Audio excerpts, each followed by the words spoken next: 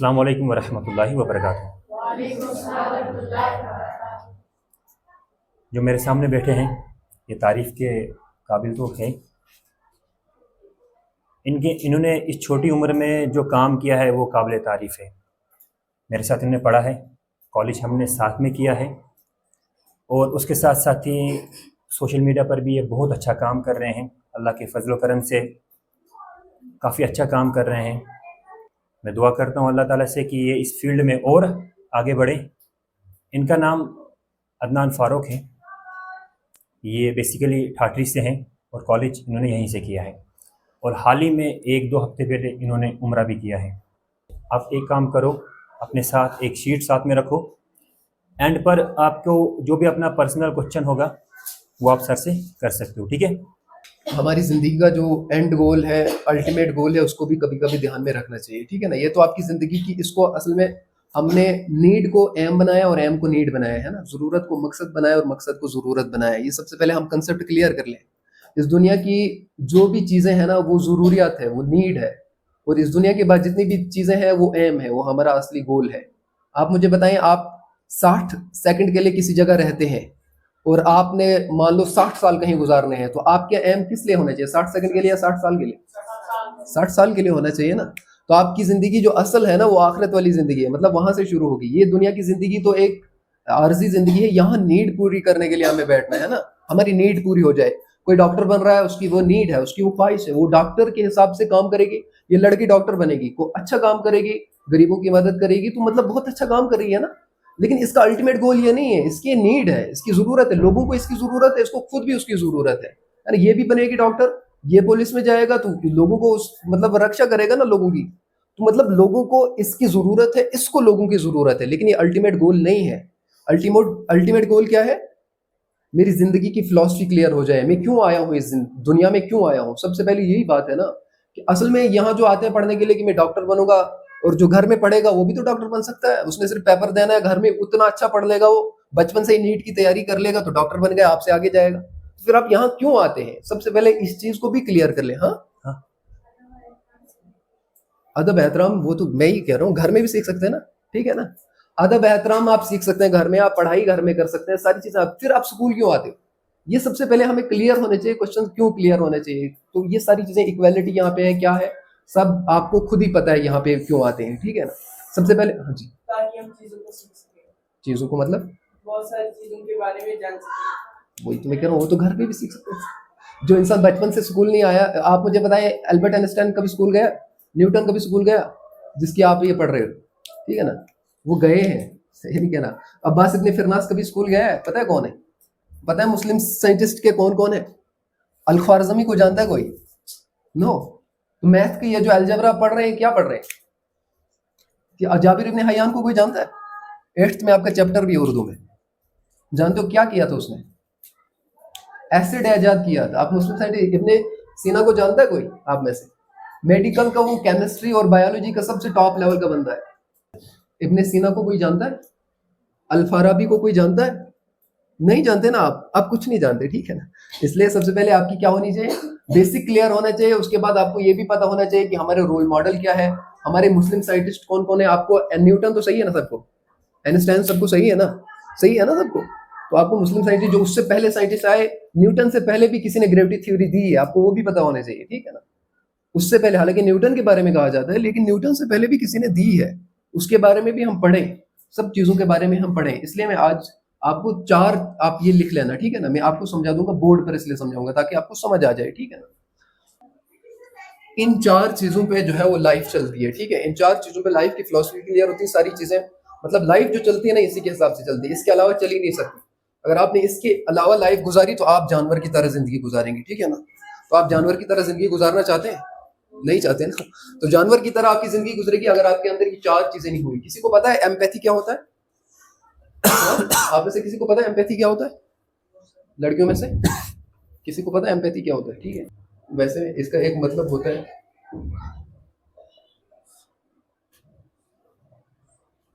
एहसास शराकत, ठीक है ना। एम्पैथी का मतलब क्या होता है? एहसास शराकत। ये बंदे की इनेट आइडिया के अंदर है, बंदे की इनेट साइकोलॉजी के अंदर होता है। जैसे ही वो पैदा होता है ना, उसके अंदर ये चीज फितरतन नेचर में होती है। इनेट आइडिया किसको कहते हैं? जो कुदरती तौर पर हो, जो नेचर में हो चीज, उसे इनेट आइडिया कहते हैं। तो इनेट आइडिया में एम्पैथी है, एहसास शराकत है। अब कोई मुझे एग्जांपल दे सकता है एम्पैथी का? आप हमदर्दी भी इसको ले सकते हैं, हमदर्दी की कोई मुझे एग्जांपल दे सकता है? हाँ, आप में से कोई दे सकता है मुझे एग्जांपल? एहसास शराकत कहते हैं इसको कि एक बंदा मुसीबत में है, मैं उसकी उस मुसीबत की स्टेज में खड़ा हो जाऊं कि अगर मैं इस मुसीबत में होता तो मुझ पर क्या गुजरती। इसे कहते हैं एम्पैथी। मतलब उसकी उस फील्ड में खुद को समझना कि मतलब अगर आप यहां से समझ लें कि गजा के बच्चों का आपको पता है ना क्या हालत है इस वक्त, है ना, सब भूख से मर रहे हैं, प्यासे मर रहे हैं। अब मुझे यहाँ पे ये ख्याल करना है कि अगर मैं वहां पे होता तो मेरी क्या हालत होती, या वो मेरे भाई है और अगर मैं कोल्ड ड्रिंक नहीं छोड़ सकता, इसराइली प्रोडक्ट बाइकआउट नहीं कर सकता, कुछ भी नहीं कर सकता उनके लिए, इसका मतलब यह है कि मेरे अंदर हमदर्दी नहीं है, एम्पैथी नहीं है।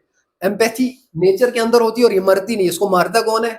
एनवायरमेंट मारता है, समाज मारता है, हमारी जो इर्द गिर्द माहौल है, हमारे घर वाले हैं या कुछ और है, वो हमारी इन चीजों को मार देते हैं। एम्पैथी को, एहसास शराकत को। क्या आपको ये पता ही नहीं कि मेरा भाई वहां मर रहा है? क्योंकि वो भी तो आप ही का भाई है ना। उसको भी तो वो जो अगर भूख से मर रहा है, प्यासा मर रहा है, उसको बीमारी लग रही कुछ भी है, या दुनिया में उसके अलावा कहीं भी कोई चीज हो रही है, तो इसका ये मतलब है कि वो एम्पैथी आपके अंदर नहीं है। तो मतलब आप जानवर की जिंदगी गुजार रहे हैं, इंसानों की जिंदगी नहीं गुजार रहे हैं। आप समझ रहे हैं मेरी बात? ठीक है। एम्पैथी का क्या मतलब होता है?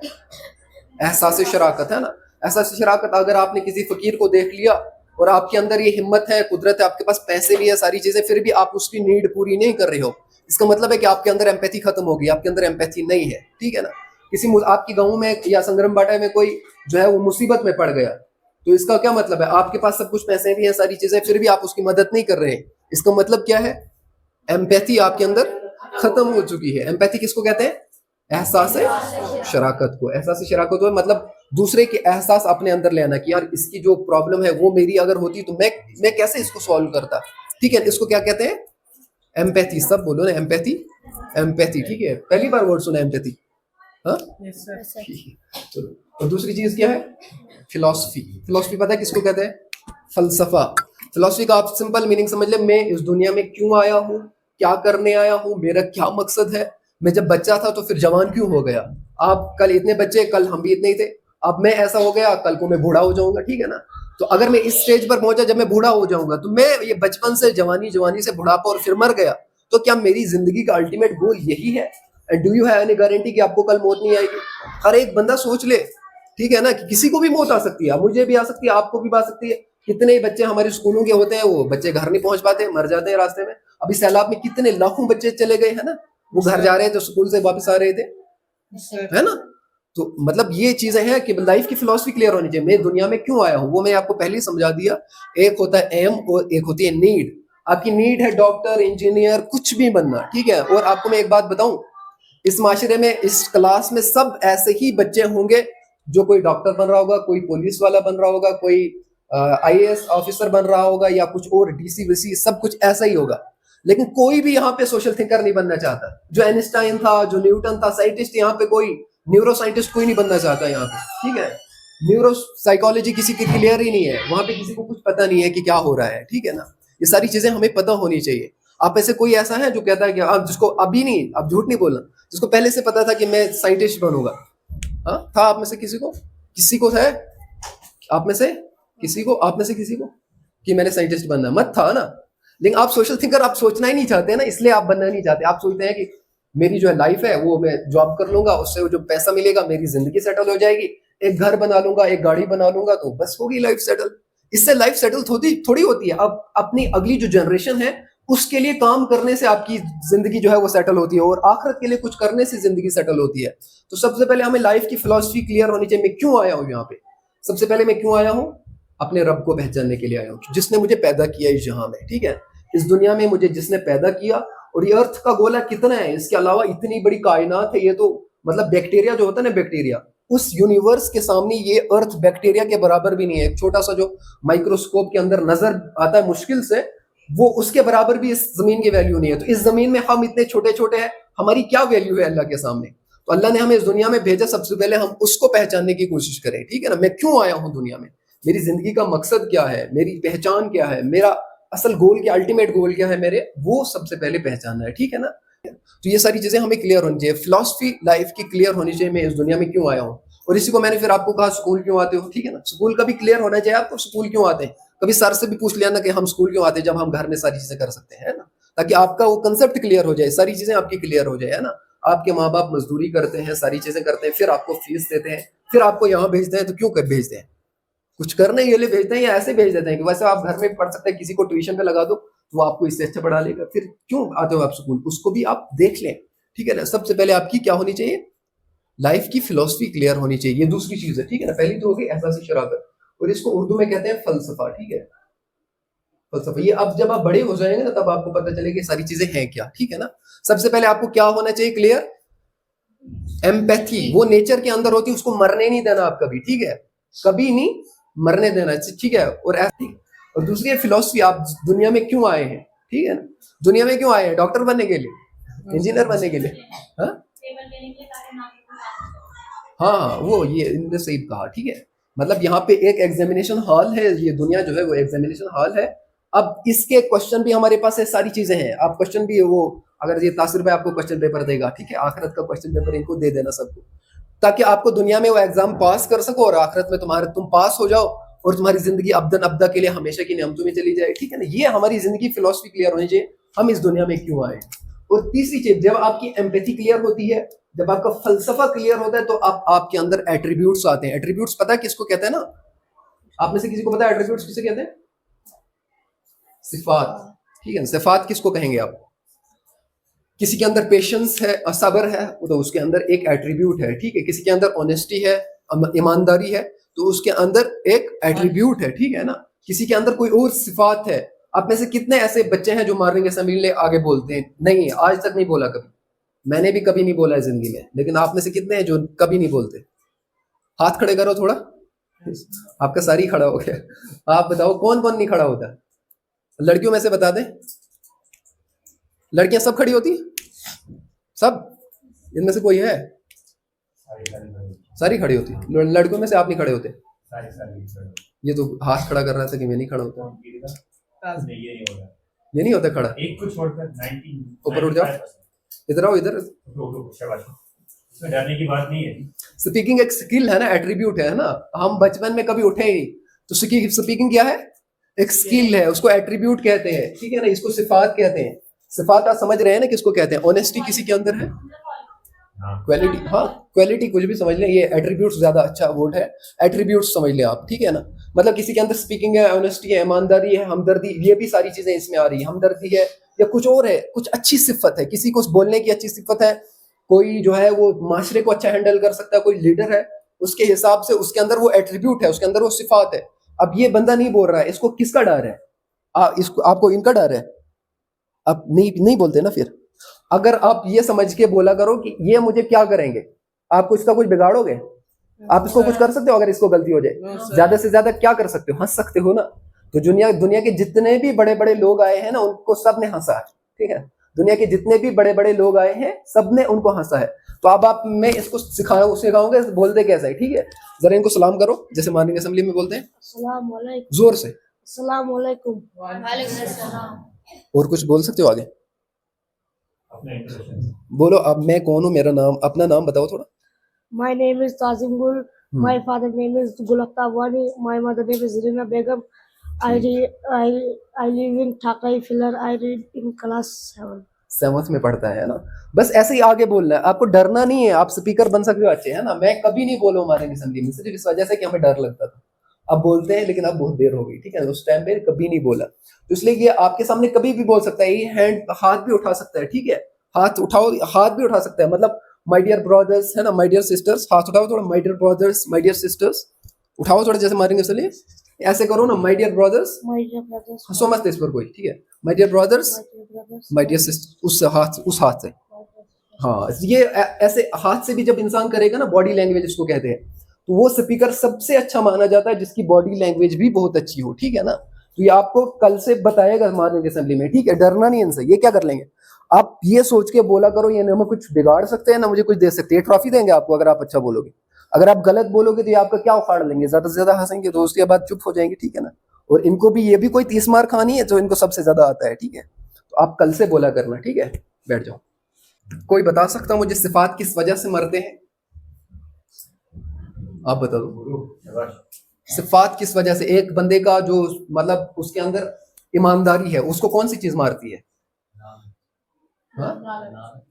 लालच, ठीक। और एग्जांपल एक नहीं, ईमानदारी के अलावा जितने भी है, एक बंदे को स्पीकिंग का स्किल है उसको कौन सी चीज मारेगी? एक बंदे को हैंडलिंग करने का तरीका, एक बंदा बड़ा ही नेक है क्लास में, वो किससे बात नहीं करता, वो मतलब बहुत ही अच्छा है, लड़कियों के साथ भी अच्छा है, खुद भी अच्छा है, नहीं कोई गाली गलौज करता है, नहीं कुछ करता है, तो उसको कौन मारेगा? हाँ, सोसाइटी। ये सबसे, इसके लिए क्लैपिंग कर रहे थोड़ा आराम, बस बस बस, ठीक। कार्ल मार्क्स को जानता है कोई? कम्युनिज्म तहरीक का जो सबसे, जिसने कम्युनिज्म शुरू किया था, जानता है कोई कार्ल मार्क्स को? नहीं जानते, ठीक।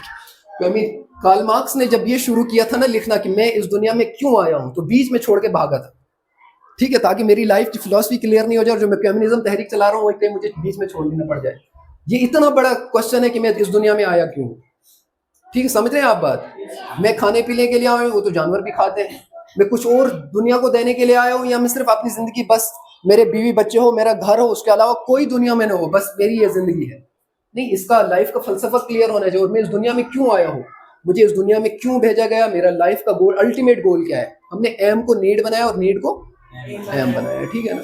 हमारा एम, हमारी नीड है डॉक्टर बनना, लेकिन हमने उसको एम बना लिया है, और हमारी नीड है टीचर बनना, पैसे कमाना, कुछ भी करना, लेकिन हमने उसको क्या बनाया, एम बना लिया है। तो ये चीज हमारे अंदर नहीं होनी चाहिए। एम एम होता है और नीड नीड होती है। एम को नीड नहीं बनाना चाहिए, नीड को एम नहीं बनाना चाहिए। अगर ये कर लिया तो फलसफे में गड़बड़ आ जाएगी, फलसफे में गड़बड़ आ जाएगी तो इंसान का जो दूसरा पिलर है वो गिर जाएगा, ठीक है ना। दीवार गिर गई तो इंसान की जो कैरेक्टर बिल्डिंग है वो होगी कैसे?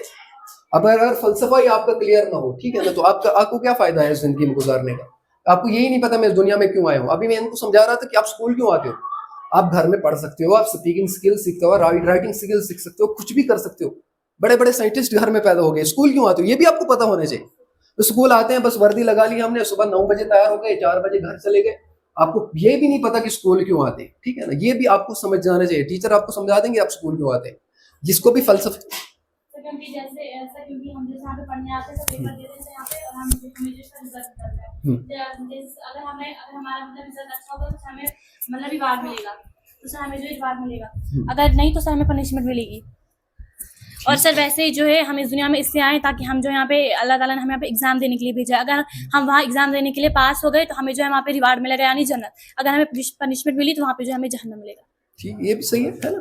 लाइफ का फलसफा इस तरह से भी क्लियर हो सकता है। अब इन्होंने जो स्कूल की एग्जांपल दी वो उसमें थोड़ा सा गड़बड़ है, लेकिन चलेगी, ठीक है ना। स्कूल की एग्जांपल वो चलेगी, स्कूल क्यों आते हैं उन्होंने जो एग्जांपल दी। बाकी उन्होंने जो लाइफ का फलसफा पेश किया कि यहाँ पे एग्जामिनेशन हॉल है, ठीक है ना, हम यहाँ कुछ सेकंड के लिए आए, 3 घंटे के लिए आए हैं। अब हर एक बंदे को इख्तियार है, चाहे वो एग्जामिनेशन हॉल में खेले कूदे कुछ भी करे, उसको थोड़ी बोर्ड वालों को उसका जिम्मा, वो कुछ भी करे, उन्होंने पेपर देखना है कि भाई इसका पेपर कैसा होगा, सही होगा तो हम इसको पास कर देंगे, नहीं होगा तो हम इसको फेल कर देंगे। वही आखिरत का पेपर है। अब आपके पास बाउंड्रीज, अल्लाह ताला ने बाउंड्रीज भी लगा दी है कि आपके पास बाउंड्रीज है, बाउंड्रीज को फलांगोगे तो आपको कुछ नहीं होगा, ठीक है ना। ये बाउंड्रीज है, ये शरीयत की बाउंड्रीज है, कुछ भी है, आप इसको फलांगोगे तो आपको कुछ नहीं होगा। लेकिन एक दिन आएगा जिस दिन आपकी पकड़ होगी, जिस दिन आप फेल या पास हो जाओगे, ठीक है। जैसे रिजल्ट का दिन, उसको रिजल्ट का दिन हम समझ लें। तो लाइफ का फलसफा क्लियर होना चाहिए। अब चौथी सिफत विजडम। विजडम किसको कहते हैं? चमत्कार। ये किसने पढ़ाया था? हिकमत, ठीक है ना। हिकमत उर्दू में इसको कहते हैं हिकमत। विजडम को कहते हैं हिकमत। हिकमत की कोई एग्जांपल मुझे दे दे। हिकमत की कोई एग्जांपल दे सकता है मुझे? विजडम किसको कहते हैं?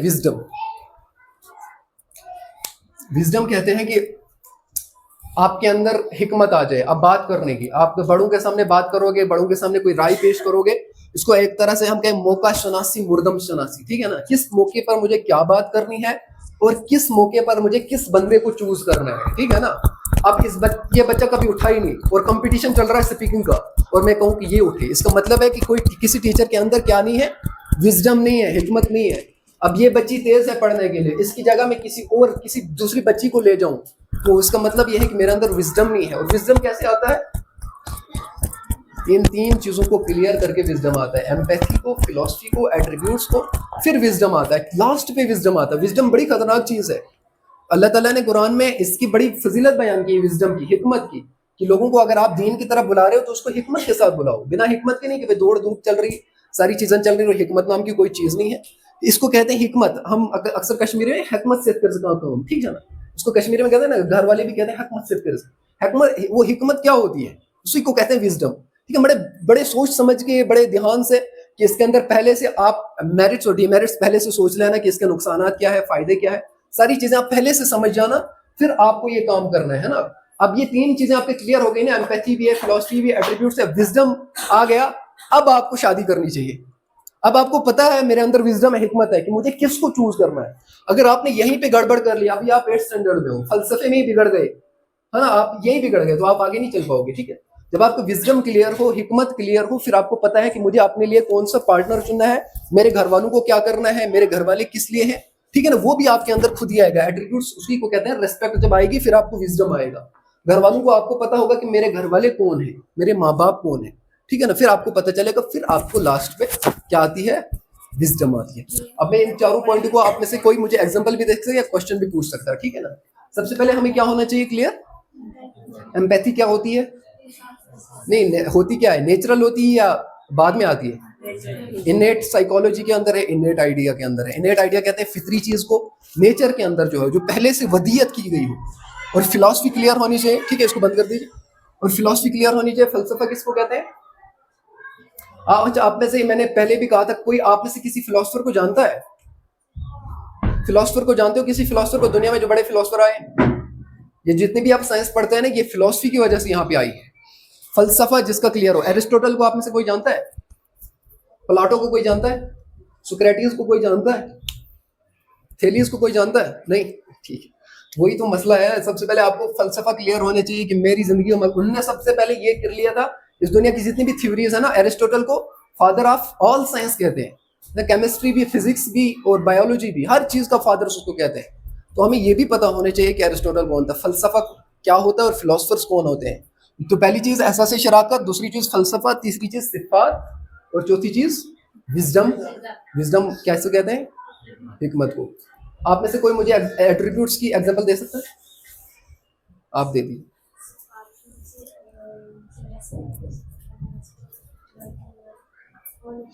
हाँ, और पेशेंस, ठीक, बिल्कुल सही। लड़कियों में से कोई एग्जांपल दे, एट्रीब्यूट्स की कोई एग्जांपल दें इसके अलावा, जो है लड़कियों में से आप दे दें। सर जैसे कि अल्लाह ताला ने कुरान में सूरह बकरा में फरमाया है कि ये फरमाया कि कुरान से वही लोग हिदायत पा सकते हैं जिनमें कुछ सिफात यानी कुछ क्वालिटीज हैं। हाँ, ठीक, नहीं मैं कह रहा हूँ, वही तो मैं कह रहा हूँ, कौन सी सिफात होनी चाहिए। सर जैसे कि वो परहेजगार होने चाहिए, ठीक, सर मुझे सर बेयकीन होना चाहिए, बेयकीन होना चाहिए, और जो अब इनने सही पॉइंट पकड़ लिया, ठीक है ना। सिफात, एक परहेजगारी भी सिफात में आती है। जो बंदा परहेजगार होगा वो कभी भी हराम में नहीं पड़ सकता, उसका एट्रीब्यूट्स खत्म नहीं हो सकता, ठीक है ना, उसके अंदर सिफात खत्म नहीं हो सकते, जिसके अंदर क्या होगी, परहेजगारी होगी। मतलब जो मुत्तकी होगा, तकवे वाला होगा, उसको कभी भी एट्रीब्यूट्स खराब नहीं होंगे, उसके सिफात कभी खराब नहीं होंगे, फिर उसके अंदर हिकमत आएगी।